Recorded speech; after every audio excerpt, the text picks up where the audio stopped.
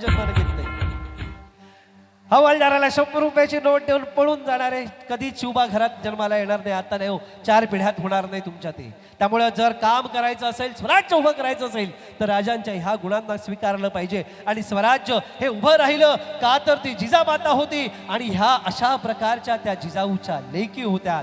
त्या हिरकणीचं नाव हे फक्त तिथंच न राहता इतिहासात नोंद झाली त्या आईची. महाराजांनी त्या बुरुजाला हिरकणी बुरुज म्हणून जाहीर केलं. पुन्हा कधीही जाल तेव्हा त्या हिरकणीला मानवंदना केल्याशिवाय, त्या आईला मानवंदना केल्याशिवाय मंडळी येऊ नका.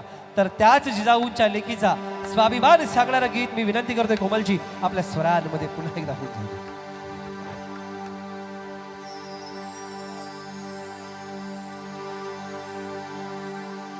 आज मला वाटतं आपण सगळ्या महिला निर्भीडपणे आपापला व्यवसाय करतोय, आपला संसार नेटाने पार पाडतोय. याचं सगळं श्रेय मला असं वाटतं छत्रपती शिवाजी महाराज आणि राजमाता जिजाऊ यांना आपण दिलं पाहिजे. जोरदार टाळ्यांच्या कडकडाट करूया. हे गाणं आपल्या सर्व या ज्या जिजाऊंच्या लेकी मला इथे समोर दिसत आहेत माझ्या सकट, आपल्या सगळ्यांच्या वतीने मी या 2 महापुरुषांना आणि महामातांना हे गाणं समर्पित करते. ह्या गाण्याच्या काही ओळी ज्या आहेत त्या तुम्ही मालिकेमध्ये बघितलेल्या आहेत आणि गाणं अगदी छोटं होतं म्हणून मी आपल्या महाराष्ट्राचे महागायक अभिजित कोसंबी यांना विनंती केली की या गाण्याचं तुम्हाला काही वर्जन करता येईल का. तर त्यांनी त्वरित 3 कडवी मला लिहून पाठवली. तर त्यांचे सुद्धा मी इथे जाहीर आभार मानते, सादर करते.